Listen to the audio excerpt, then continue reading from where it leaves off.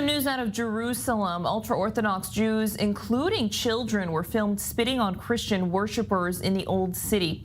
Video shows a group of Christians leaving a church carrying a wooden cross, walking by a group of religious Jews heading in the other direction. Several of the Jews then spit on the ground and then in the direction of the Christians as they passed by.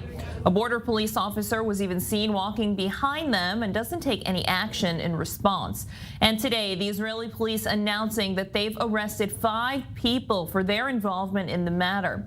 Some have actually defended the practice as being a, quote, ancient Jewish custom. However, several Israeli leaders condemning the incident. Foreign Minister Eli Cohen calling it, quote, a disgusting phenomenon. Prime Minister Benjamin Netanyahu speaking out in a statement released by his office, saying that he, quote, strongly condemns any attempt to intimidate worshipers and that he's committing to taking immediate action and decisive action against it. And finally, President Isaac Herzog says he will, quote, insist on protecting all religious communities from any vile expression of hatred or intolerance. Well, before I introduce my next guest, take a look at this. He's actually one of the people who's been standing up to these individuals spitting on Christian worshipers in the past. If someone spits now, what do you think? It causes more harm to the Jews? When does it help? You think that someone will believe that you believe in Jesus? You don't have to demonstrate outwardly. We know by the way you look. You don't accept their religion. I understand that. They all understand that. But you don't have to spit. It is not honorable. What is hateful to you, do not do to others. This is Christianity. Judaism says not to accept them. Here they murdered, so let them die with them.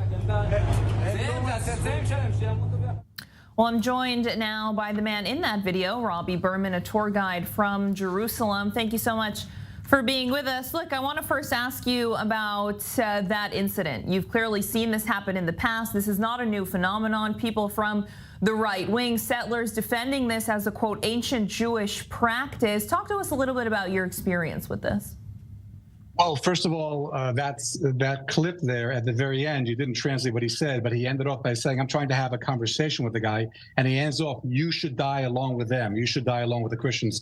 These are not pleasant conversations. I have kids from 10 years old to adults who are 50 years old who believe they need to spit at Christians. I've seen them spit on priests. I was on Jaffa Gate with a family, guiding a family, and 2 religious Jews walked by 2 priests, and they spit at them in front of 4 policemen. I screamed at the policemen, arrest them. They said, nah, the spit didn't really hit them. I said to the policemen, look, if these were 2 Arabs who were trying to spit on 2 rabbis and the spit missed them, you would jump on the Arabs, rough them up, drag them into the Kishla, and make sure they spent the night there to make sure they never do it again. You were letting these guys walk away. I'm very happy that the Prime Minister said, he said, "Bo liganot, let's condemn." I don't want him to condemn. I don't need the Prime Minister to condemn it. I want him to root it out. He needs to let Avi Cohen, the commander of the police station of the Kishla Merchav David of the old city of Jerusalem, he needs to let him know that he wants him to stop it. He has the capability. Avi Cohen has the capability of making sure the police don't make sure this happens. You had said in your introduction that these groups are walking by with a policeman because the policemen are sent by Avi Cohen to protect the Jews. Why are the policemen not there to protect the Jews and also the Christians? They tell the Jews, look, we'll walk with you, we'll protect you so no one attacks you as a Jew, but if you spit on a Christian or you spit at a church, we're going to arrest you too. Why can't you serve more than one function? Right, so the police department releasing a lengthy statement today saying that they will, quote, take additional actions required to mitigate these acts. What kind of action do you think they'll take if police officers aren't really stopping them to begin with, and what you're describing is a little bit of bias within the police force themselves on how they treat certain groups versus others? So what do you actually think the police need to do here in a larger view? I'll tell you what they need to do. I'll tell you what they need to do. It's very simple. The police have the authority to drag anyone they want to on suspicion of a crime, even if they don't have a film of the actual spitting or they don't. But if someone says, I saw him spit, you drag him into the kishla, you make him stay there for 2-3 hours. The yeshiva bachar who wants to go catch a minyan and wants to pray or wants to go study Torah or wants to hang out and do whatever he does, no one wants to be detained by the police for 2-3 hours. If every person who spit knew they were going to be detained in the police station for 3 hours, the spitting would stop today. That's all they need to do. Well, look, there have been some pretty high-profile people like the prime minister, the foreign minister, the Israeli president who have come out against this. But the national security minister has not come out against this. And someone who actually was the spokesperson for his party, who is now entangled in a case where he's accused of being accessory to the killing of a Palestinian in the West Bank in August, he released a lengthy statement saying it's worth noting this is a Jewish custom, quote, an ancient Jewish custom that people, have practiced for centuries. So what does it mean to not hear from the national security minister here? Okay, look, I don't want to hear from the prime minister. I don't want to hear from any ministers. I don't want to hear from rabbis. I want to hear from Avi Cohen. He is the chief of police. He could make it stop tomorrow. I'm a tour guide. Robby Berman, the tour guide, is also a political activist. I've been a political activist for years about many different issues. Go to the power, speak to the power. Who's got the power? The police chief. If Avi Cohen makes a decision to stop it, it will stop tomorrow.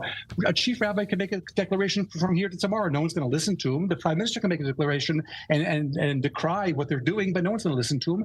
The police chief has the power to authorize his police. And look, I was there yesterday when a man spit, and it was a policeman there. He spit at the Armenian church. And I said to the policeman, arrest him. And the policeman said to me, go file a complaint. I said, but the guy's right here. Why should I file a complaint? I filed a complaint last month, and you guys claimed you closed the file because you said you couldn't find him. Well, you could find him. He's right here. The policeman refused. So I took a picture of the guy as he ran off. And I actually saw the picture of his school where he studies in the West Bank. And I gave it to the police, and I filed a complaint. They know where he lives. He goes to that yeshiva in Panei and Ma'aleh Hever in the West Bank near Hebron. There's only 700 inhabitants there. He goes to the yeshiva. Let's see if the police arrest him. I don't want statements. I don't want people denouncing it. I want Avi Cohen, the Nitzav, Mishneh Nitzav, to go ahead and to make it a priority. Make it a priority to protect Jews and protect Christians as well. Robby Berman joining us from Jerusalem on the prejudice and continued spitting against Christians. Thank you.